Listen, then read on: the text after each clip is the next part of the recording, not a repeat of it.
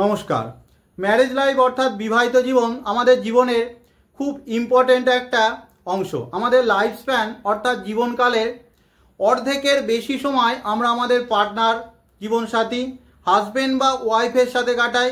তাই marriage life খারাপ হয়ে গেলে অর্ধেকের বেশি জীবন আমাদের খারাপ হয়ে যায় এবং যত দিন এগোচ্ছে, সময় যত এগোচ্ছে, ম্যারেজ প্রবলেমও দ্রুততার সাথে বাড়ছে। এখন অ্যাস্ট্রোলজিক্যালি ম্যারেজ প্রবলেম মূলত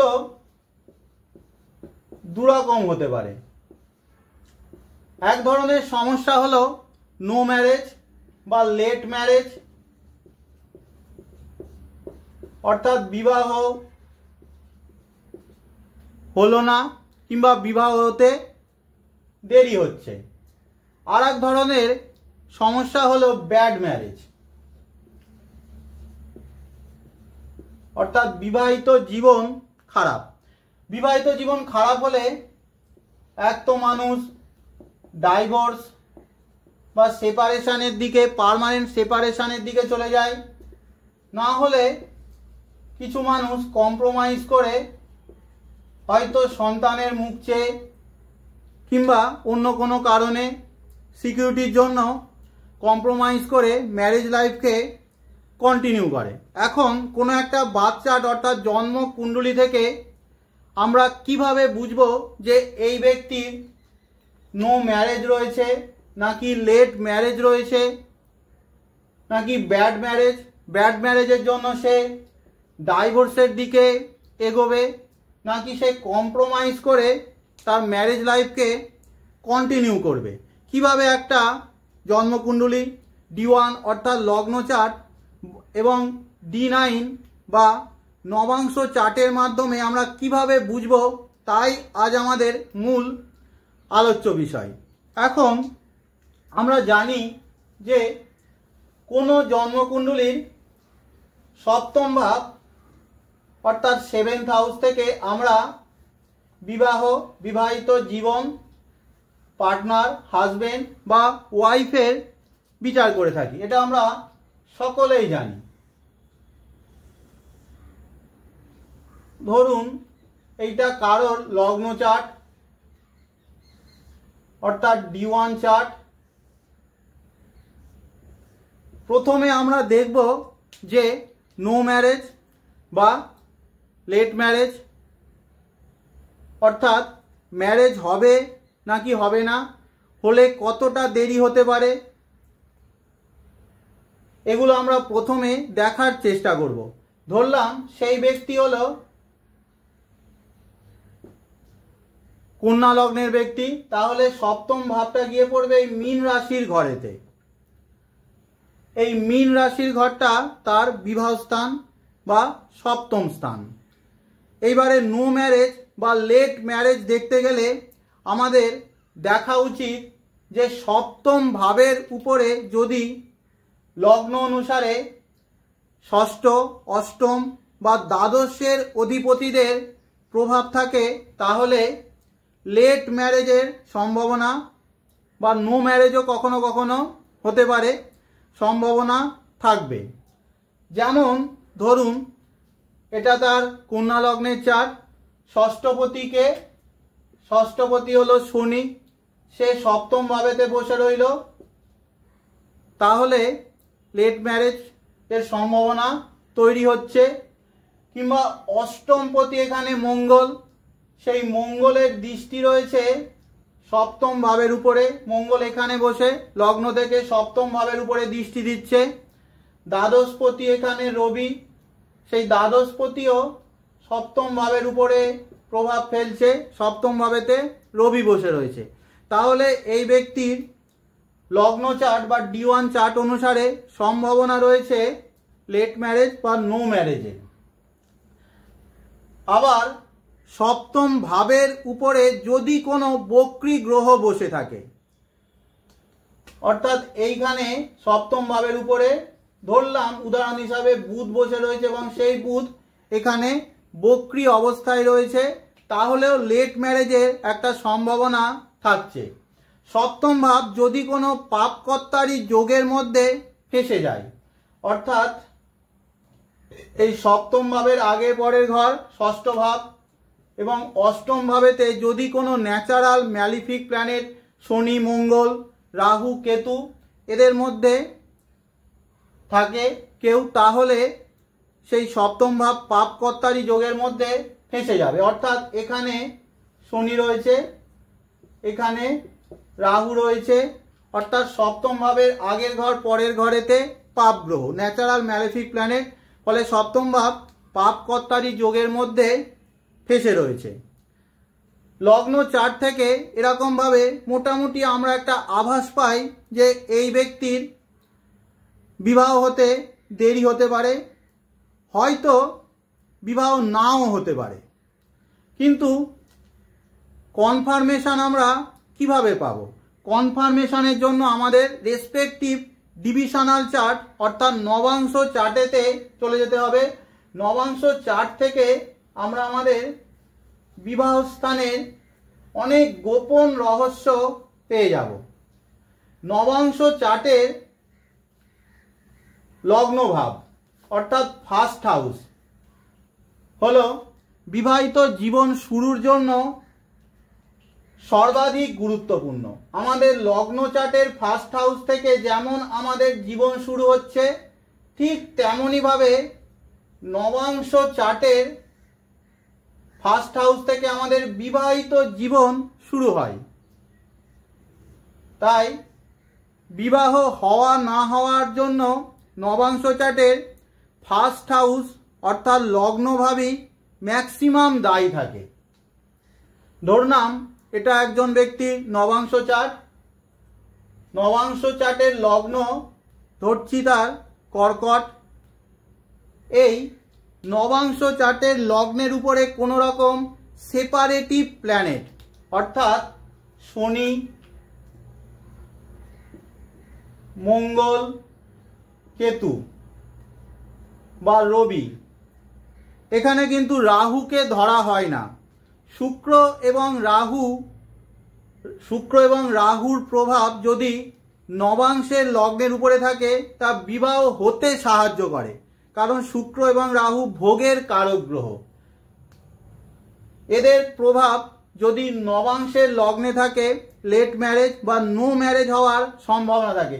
এছাড়াও আরও একটা গ্রহ বুধ, বুধ হলো নপুংসক গ্রহ। এই বুধ যদি নবাংশের লগ্নের উপরে বসে যায় তাও অনেক সময় নো ম্যারেজ বা ম্যারেজের ডিলে হওয়ার সম্ভাবনা অনেক বেশি থাকে। তবে কিছু কিছু লগ্ন আছে যেখানে বেশি সমস্যা তৈরি করে। কিছু কিছু নবাংশ লগ্নের যদি ফার্স্ট হাউসে এই সেপারেটিভ প্ল্যানেট, বিশেষ করে তিনটে গ্রহ, কে কে? শনি বুধ এবং কেতু। শনি বুধ হলো নপুংসক গ্রহ, ক্লিব গ্রহ, আর কেতু হলো মুক্তির কারক। বুধের লগ্নগুলো অর্থাৎ এই মিথুন যদি আপনার নবাংশ লগ্ন হয়, সেখানে যদি শনি বুধ কেতু এদের মধ্যে কেউ একজন বা দুজন থাকে বা তিনজনও থাকে, আপনার যদি এই কন্যা নবাংশ লগ্ন হয় সেখানে যদি বুধ থাকে কিংবা শনি থাকে কিংবা কেতু থাকে, আপনার যদি বৃশ্চিক লগ্ন হয়, বৃশ্চিক রাশির কোরুলার হলো কেতু, তাই এখানেও শনি বুধ বা কেতুর মধ্যে কেউ একজন থাকলে আপনার নবাংশ লগ্নে, তাহলে বিবাহ নাও হতে পারে। বিবাহ না হওয়ার চান্সই অত্যন্ত বেশি। আপনার যদি মকর লগ্ন হয় নবাংশ লগ্ন, সেখানে শনি বুধ কেতুর মধ্যে এক বা একাধিক গ্রহ থাকলে তাহলেও বিবাহ হওয়ার চান্স খুব কম। তবে শুক্রের লগ্নগুলো অর্থাৎ এইটা যদি আপনার নবাংশ লগ্ন হয়, এখানে যদি শনি বুধ কেতু এদের মধ্যে কেউ থাকে তাহলে লেটে হলেও বিবাহ হবে। এইখানে যদি আপনার নবাংশ লগ্ন থাকে, এখানে যদি শনি বুধ কেতুর মধ্যে কেউ একজন থাকে লেটে হলেও বিবাহ হবে। আর এই কুম্ভের মধ্যে রাহুর এনার্জিও থাকে, কারণ কুম্ভের কোরুলার হলো রাহু। এখানে শনি বুধ কেতুর মধ্যে কেউ একজন থাকলে তাও লেটে হলেও আপনার বিবাহ হবে। তবে বাকি যে লগ্নগুলো নবাংশ লগ্নগুলো রয়েছে, অর্থাৎ এই মেষ, কর্কট, সিংহ, ধনু, মীন, এই সমস্ত লগ্নগুলোতে যদি আপনার নবাংশ লগ্ন হয়, সেখানে যদি কোনো সেপারেটিভ প্ল্যানেট অর্থাৎ শনি বুধ কেতু কিংবা মঙ্গল বা রবি থাকে, তাও লেট ম্যারেজ হওয়া কিংবা নো ম্যারেজও কিছু কিছু বিশেষ কন্ডিশনে হতে পারে। এইবারে একটা এক্সাম্পল চার্টের মাধ্যমে আমরা বিষয়টা ভালোভাবে বুঝে নেব।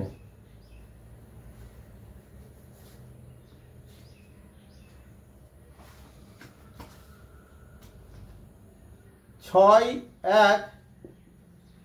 ১/১৯৮০ জন্ম,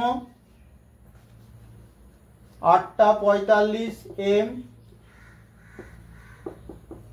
কলকাতাতে জন্ম। প্রথমে লগ্ন চার্টে দেখব লেট ম্যারেজ বা নো ম্যারেজের চান্স আছে কিনা। লগ্ন চার্টে দেখা যাচ্ছে যে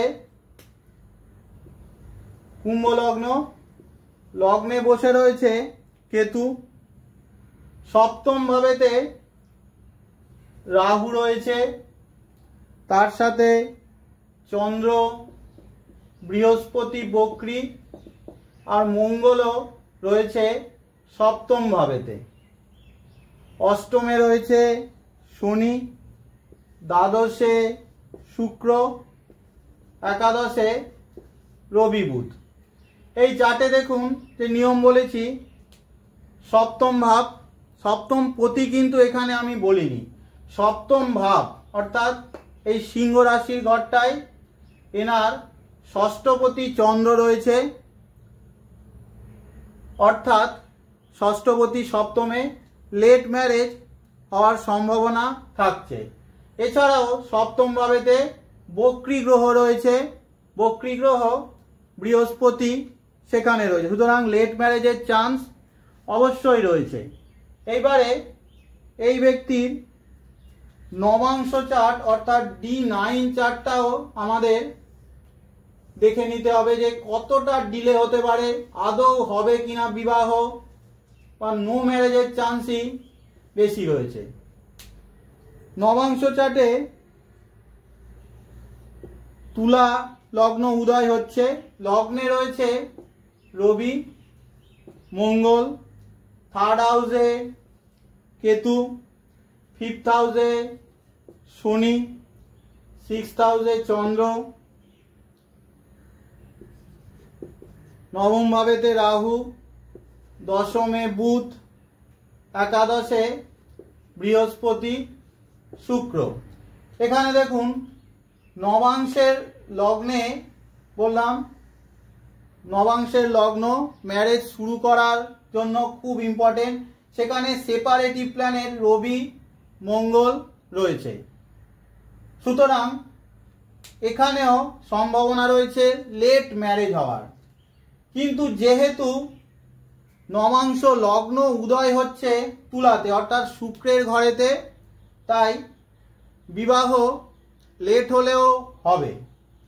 এছাড়াও এখানে শনি বুধ কেতু এদের প্রভাব নেই লগ্নের উপরে, তাই অতটা ডেঞ্জারাস না। রাহুর দৃষ্টি নবাংশ লগ্নের উপরে পড়ছে, তাই বিবাহ লেটে হলেও হবে। প্রায় 42-43 বছর বয়সে ইনি বিবাহ বন্ধনে আবদ্ধ হন। তাহলে বিবাহ তো হয়ে গেল, কিন্তু বিবাহিত জীবন কেমন হবে অর্থাৎ বিবাহ স্থান আমরা কিভাবে বিচার করব, অর্থাৎ ব্যাড ম্যারেজ হবে কিনা তা আমরা কিভাবে বিচার করব। 7th হাউস আমি আগেই বলেছি আমাদের লগ্ন চার্টের 7th হাউস হলো আমাদের বিবাহ স্থান। এখন ভাব অনুসারে 7th-এর 7th অর্থাৎ ফার্স্ট হাউস, যেমন ধরুন এটা হলো সপ্তম ভাব, এই সপ্তমের সপ্তমকে এখান থেকে 7 ঘর দূরে গেলে পড়বে ফার্স্ট হাউস অর্থাৎ লগ্ন ভাব। অর্থাৎ ফার্স্ট হাউস বা লগ্ন ভাবও আমাদের বিবাহিত জীবনের জন্য অত্যন্ত গুরুত্বপূর্ণ, কারণ ভাব অনুসারে সপ্তমের সপ্তম হলো ফার্স্ট হাউস লগ্ন ভাব, অর্থাৎ আমার চরিত্র, ব্যক্তিত্ব, স্বভাব, আমার মাইন্ডসেট, অ্যাটিটিউড, হেলথ, ম্যারেজ লাইফের উপরে খুব বড় একটা ইম্প্যাক্ট ফেলে। বিশেষ করে আমার স্বভাব চরিত্র বিবাহিত জীবনের উপরে ডাইরেক্ট ইনফ্লুয়েন্স করে। বিবাহিত জীবনে আমাদেরকে ব্যালেন্স করে চলতে হয়, অনেক কিছু আমাদেরকে ছাড়তে হয়, কম্প্রোমাইজ করে চলতে হয়, পার্টনারের মতকেও সমানভাবে গুরুত্ব দিতে হয়। এখন কারোর চরিত্রের মধ্যে যদি ইগো খুব বেশি থাকে, অর্থাৎ খুব স্ট্রেট ফরওয়ার্ডনেস তার মধ্যে চলে যায়, অহং ভাব যদি কারোর চরিত্রের মধ্যে অত্যন্ত বেশি থাকে, অন্যের কথা, সামনের ব্যক্তির কথা শোনার থেকে শোনানোর স্বভাব যদি খুব বেশি থাকে, অটোমেটিক তার বিবাহিত জীবনে সমস্যা আসবেই। এখন কোনো ব্যক্তির লগ্ন চার্ট অর্থাৎ D1 চার্টের ফার্স্ট হাউস অর্থাৎ লগ্ন ভাবেতে যদি রবি, মঙ্গল, রাহুর মতো গ্রহরা থাকে, অর্থাৎ ধরলাম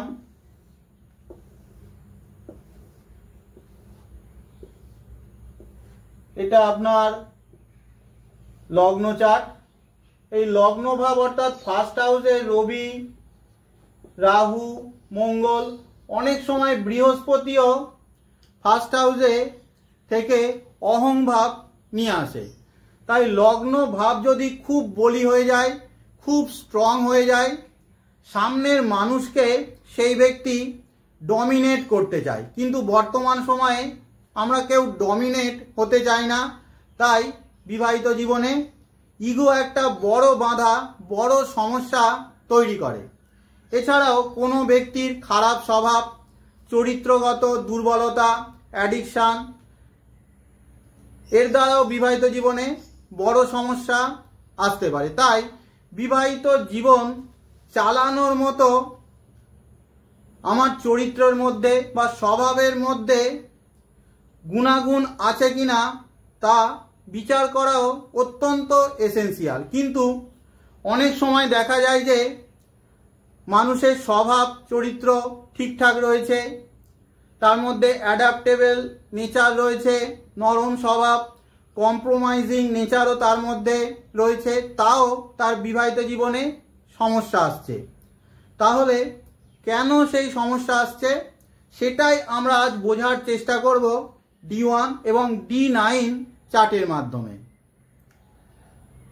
আমরা লগ্ন চার্টের দেখব যে 7th লর্ড অর্থাৎ সপ্তম পতি, অর্থাৎ D1 চার্টের 7th লর্ড বা সপ্তম পতি যদি লগ্ন চার্টেতে পীড়িত হয়ে যায়,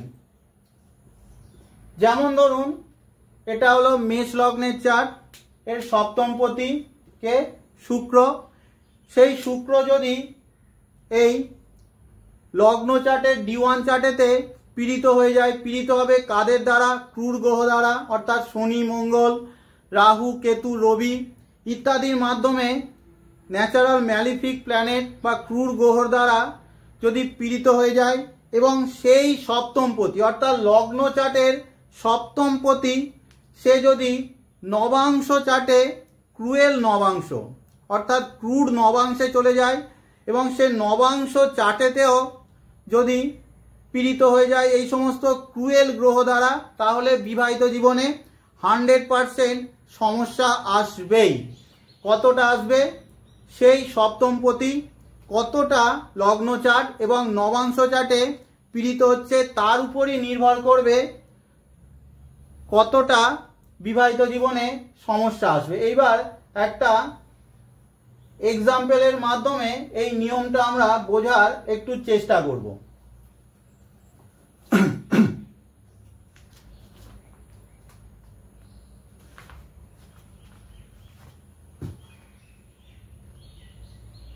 জন্ম হলো 18/2/1981 সাল, সকাল 10টা, বহরমপুরেতে। প্রথমে লগ্ন চার্টটা একটু ড্র করে নিই, কারণ লগ্ন চার্টের সপ্তম পতির রেসপেক্টেই আমাকে সবকিছু দেখতে হবে। লগ্ন চার্টে উদয় হচ্ছে এই মেষ লগ্ন, এটাই তার লগ্ন। 4th হাউসে রয়েছে চন্দ্র রাহু,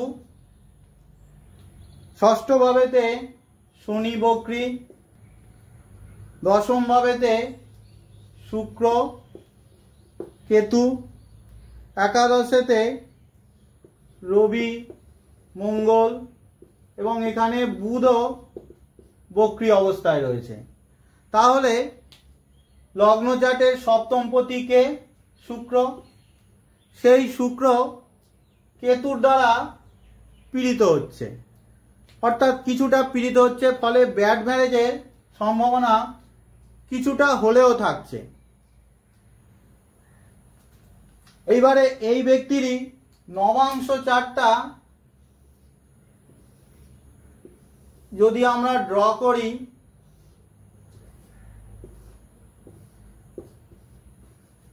নবাংশ চার্টেতে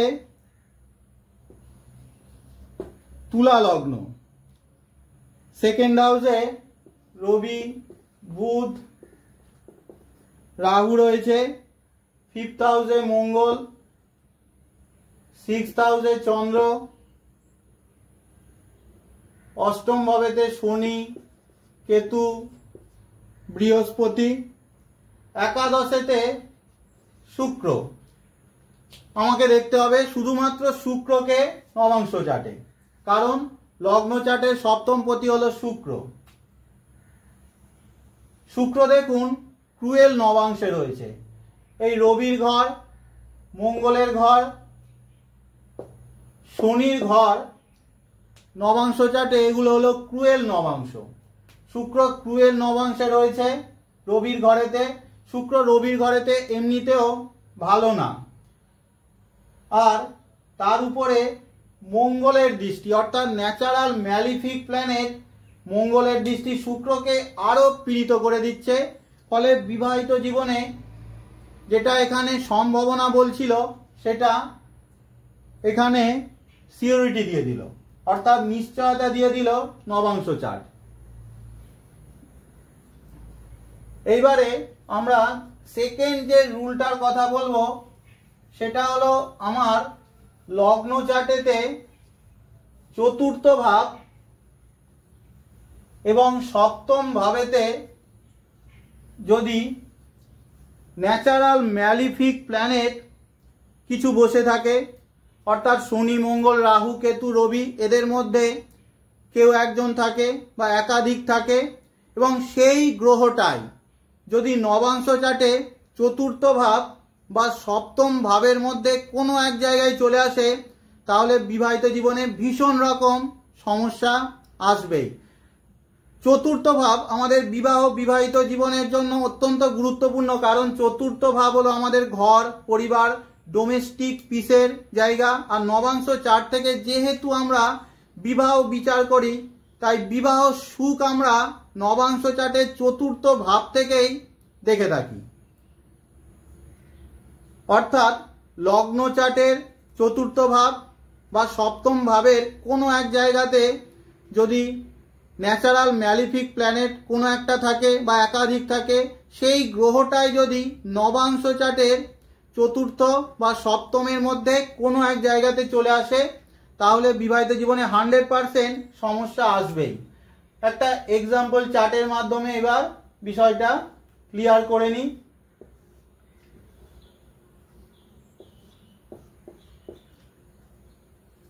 জন্ম হলো 1/10/1971 সকাল 7:30টায় বসিরহাট। এই জন্মছকে লগ্ন চার্টেতে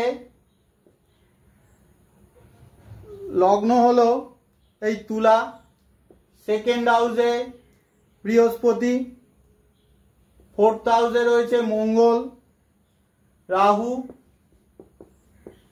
চন্দ্র, সিক্সথ হাউসে বক্রী শনি, 10th হাউসে কেতু আর দ্বাদশ ভাবেতে রবি বুধ শুক্র। এই চার্টেতে দেখুন চতুর্থ ভাবেতে ম্যালিফিক প্ল্যানেট মঙ্গল, রাহুর প্রভাব, অর্থাৎ একটা সম্ভাবনা রয়েছে ব্যাড ম্যারেজের। এনার এই নবাংশ চার্টটা যদি আমরা ড্র করি দেখব যে নবাংশ চার্টেতে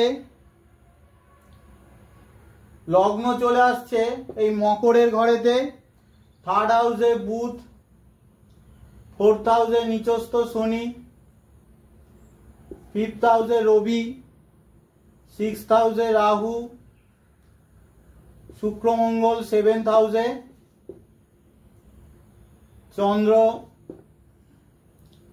অষ্টমে, নবমে বৃহস্পতি।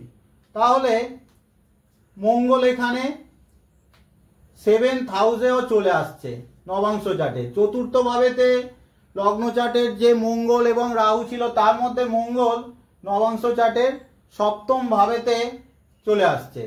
এছাড়াও চতুর্থ ভাবেতে নবাংশ চার্টেতে নিচস্থ শনি রয়েছে, ফলে বিবাহ সুখে অবশ্যই বাধা থাকবে। কিন্তু আমাদের মেন আলোচ্য বিষয় ছিল যে চতুর্থ ভাব লগ্ন চার্টের এবং সপ্তম ভাবেতে যদি কোনো ন্যাচারাল ম্যালিফিক প্ল্যানেট থাকে সেই প্ল্যানেটটাই যদি নবাংশের চতুর্থ বা সপ্তম ভাবেতে চলে আসে, এখানে মঙ্গল দেখুন সপ্তম ভাবেতে চলে এসছে, সুতরাং 100% বিবাহ সুখে প্রবল বাধা তৈরি হচ্ছে। তাহলে বেশ কয়েকটা খুব ইম্পর্টেন্ট রুল আজ আপনাদের সাথে শেয়ার করলাম। আপনারা বিভিন্ন চার্টে এগুলো অ্যাপ্লাই করুন, তারপরই এই রুলগুলোর কার্যকারিতা আপনারা বুঝতে পারবেন। তাহলে আজকের মতো শেষ করছি। ধন্যবাদ সকলকে।